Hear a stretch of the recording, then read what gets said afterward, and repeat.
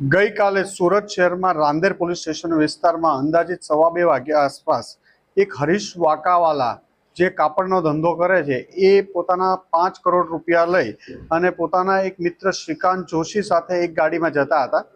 दरमियान में ए लोको कैश लई एमने जे आ कैश आपी आरटीजीएस कराववाना हशे जे बाबते आ पैसा लईने जता हता अने श्रीकांत जोशी साथे एमने आ बाबते वात चालती हती। श्रीकांत साथे एक शैलेन्द्र पण नामनो माणस कॉन्टेक्टमां हतो अने आ 3 जणा गाड़ीमां बेसी अने त्यांथी નીકળ્યા। આગળ જતા એક જગ્યા ઉપર ઊભા હતા ત્યાં એક ઇનોવા કાર ઘસી આવે છે અને શૈલેષ વાકાવાલાના માથામાં મારે છે। શૈલેન્દ્ર પેલી ગાડીમાં બેસી જાય છે અને શ્રીકાંત જોશીને પણ પેલા લોકો જબરજસ્તી એ ગાડીમાં બેસાડી દે છે અને એમના ગાડીમાં રહેલી 6 અલગ અલગ બેગો જેમાં 4 બેગમાં 1-1 કરોડ રૂપિયા અને 2 બેગમાં 50-50 લાખ એમ કુલ 5 કરોડ રૂપિયા ની ધાડ પાડીને આ લોકો બપોરના 2:30 વાગ્યા આસપાસ રાંદેર વિસ્તારમાંથી ભાગી જાય છે। ફરિયાદીએ સતર્કતા દાખવી તાત્કાલિક પોલીસ કંટ્રોલ રૂમને 15-20 મિનિટમાં જાણ કરી કે આવો ગંભીર બનાવ બન્યો છે, જેને જે ગંભીર બનાવને ધ્યાનમાં લઈ કંટ્રોલને મહેરબાન પોલીસ કમિશનર સાહેબ તથા અન્ય સિનિયર પોલીસ ઓફિસરોને જાણ કરવામાં આવી હતી। જે અનુસંધાને પોલીસ કમિશનરશીપ સાહેબ દ્વારા ગુજરાતમાં અલગ અલગ જગ્યાઓએ 30 થી 40-50 મિનિટ જેટલો જ સમય પસાર થયો હોય अलग अलग जगहों में कॉम्बिंग करवा माटे नाकाबंदी करवा माटे स्टेट कंट्रोल द्वारा मैसेज करवामां आव्यो। कमिश्नर साहेब श्री द्वारा सूरत रेंज आईजी साहेब ने तात्कालिक इन्फॉर्म करवामां आव्युं। वलसाड, नवसारी, सूरत ग्राम्य, तापी, भरूच, वडोदरा ग्राम्य जिला एसपी साहेबों साथे बात करवामां आवी अने तमाम जिल्लाओनी पोलीस टीमों फक्त 40 मिनिट के 50 मिनिट में रोड पर आवी नाकाबंदी करी दीधी थी અને crime branch, SOG, PCB, local zone 5 સાહેબનો સ્ક્વોડ, રાંદેર પોલીસ સ્ટેશનનો ડિસ્ટાફ અને અન્ય પોલીસ સ્ટેશનના ડિસ્ટાફો તથા સુરત સિટીની તમામ પોલીસો નાકાબંધી કરી સુરત શહેરમાં પેટ્રોલિંગમાં રહેલા। દરમિયાનમાં આ ગાડી ઉપર જે સીસીટીવી માટે પણ એક અલાયદી ટીમ બનાવવામાં આવી 30 માણસોની। આ લોકોએ ત્યાંથી જે બનાવમાં કઈ ગાડી ઇનોવા હતી એનો નંબર પ્રાથમિક માહિતી મેળવવાનો પ્રયત્ન કર્યો, જેમાં એક ગાડી નંબર GJ05CJ0183 નંબરની ગાડીનો નંબર આઈડેન્ટિફાઈ થયો હતો। ગાડી જોવા મળી હતી કે આ ગાડીમાં આ લોકો પૈસા લઈને ભાગ્યા છે।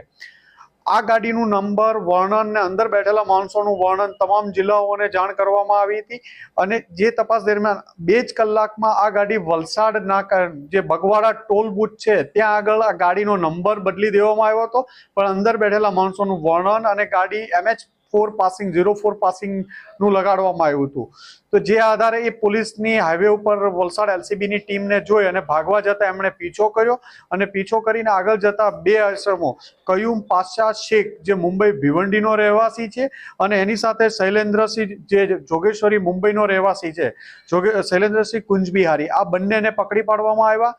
એમની પાસેથી અંદાજે 4 કરોડ 54 લાખ જેટલા રૂપિયા મળ્યા છે। ઇનોવા ગાડી મળી આવી છે અને આ આખી એમો જોઈએ તો આમની સાથે 9 માણસોની ટીમ 2 ગાડીમાં આવેલી હતી, એક ગાડીમાં 5 માણસો અને બીજી ગાડીમાં 3 માણસો અને શૈલેન્દ્ર પહેલેથી આમની પાસે આરટીજીએસના પૈસાના બાને આવેલો હતો અને બીજા માણસોને ટીપ આપી અને ધાડ પાડવાનો આ લોકોએ પ્લાન કરેલો હતો। આ નાકાબંધી દરમિયાન પોલીસની અલગ અલગ ટીમો જોતા બીજી જે ગાડી હોન્ડા અમેઝ હતી એ ભાગવા જતા એમાંથી 3 ઇસમો ગાડી એક કન્ટેનર સાથે એક્સિડન્ટ થતા 3 માણસોને હોસ્પિટલાઇઝ કરવામાં આવ્યા હતા, જેમાં 2 ને ડિસ્ચાર્જ કરતા એમની પણ ધરપકડ કરવામાં આવી છે। ત્રીજાને સુરત ટ્રાન્સફર કરવામાં આવ્યો છે સિવિલ હોસ્પિટલમાં।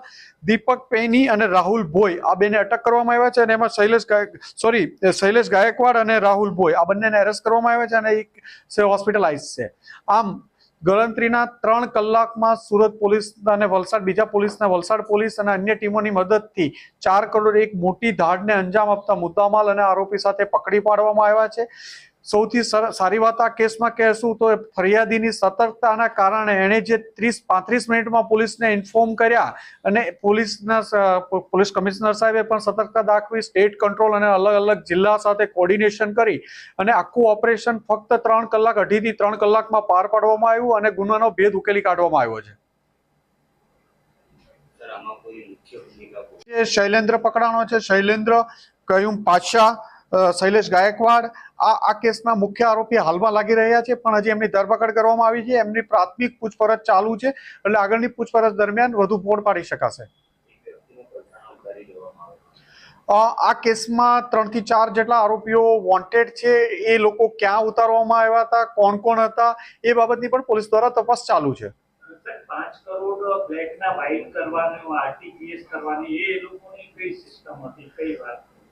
એમને જે એમની પાસે કેશ હતી એના આરટીજીએસ થી ચેકથી પૈસા એમને જોતા હતા ફરિયાદીને હરીશ વાકાવાલાને. તો જે અનુસંધાને આમની પાસેથી કોઈ ટ્રાન્સફર કરવા માટે આ પૈસા લઈને એમને એક શ્રીકાંત જોશીનો સંપર્ક થયેલો છે અને શ્રીકાંત જોશી મારફતે શૈલેન્દ્રનો કોન્ટેક્ટ થયો હતો અને શૈલેન્દ્રે આખો પ્લાન કરી કાઢેલ. મોટી રકમ છે એટલે આવકવેરા વિભાગને આ સમગ્ર પોલીસ દરમિયાન તમામ કાયદેસરની કાર્યવાહી કરવામાં આવશે. સર, આ જે 2 નંબરના રૂપિયાની જે વાત છે કે વાયકા પૈસા જે કરવા માટેની જે પ્રક્રિયા હતી, તો કયા કયા ડિપાર્ટમેન્ટને પોલીસ તરફથી કહેવામાં આવ્યું? જે સંલગ્ન તમામ ડિપાર્ટમેન્ટને જાણ કરવામાં આવશે.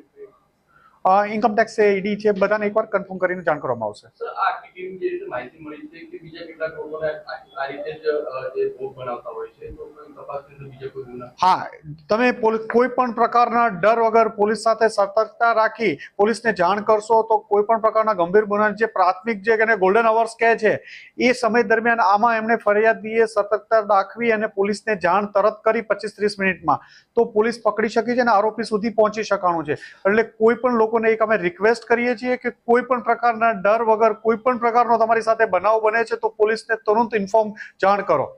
પોલીસ તમારી મદદ માટે હંમેશા તૈયાર છે. રિપોર્ટર અરવિંદ રાઠોડ, સુરત.